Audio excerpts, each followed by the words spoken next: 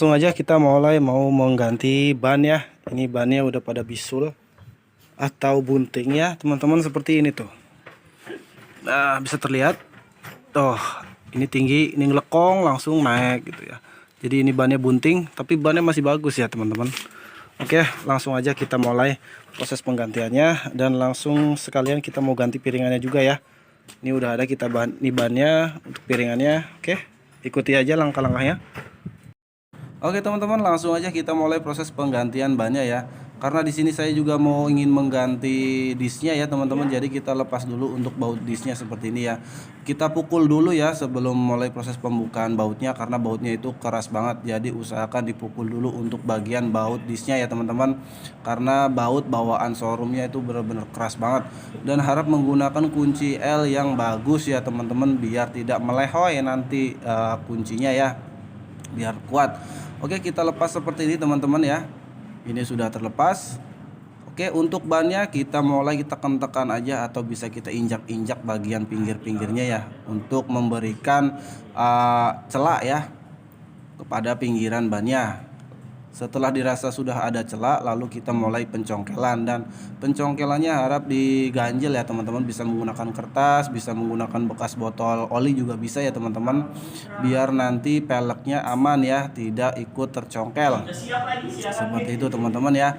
Oke, setelah satu sisi sudah selesai dicongkel, yaitu tinggal satu sisinya lagi, tinggal kita congkel aja ya, lalu kita tekan ke bawah, dia akan terlepas ya teman-teman. Nah, ini udah terlepas seperti ini teman-teman ya. Lalu kita bersihkan aja untuk bagian pelek yang ke dalamnya ya, kita bersihkan menggunakan lap ya. Dan ini dia yaitu ban barunya ya teman-teman.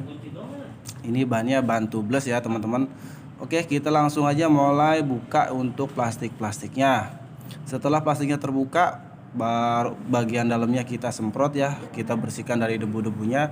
Lalu sebelum pemasangannya, usahakan kita oleskan dulu untuk menggunakan oli ya, ataupun air sabun ya, bisa ya teman-teman, agar untuk mempermudah pemasangan ban ke peleknya ya teman-teman, seperti ini ya.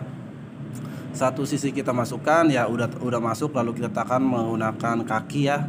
Lalu tinggal kita congkel aja kayak gini pelan-pelan ya teman-teman.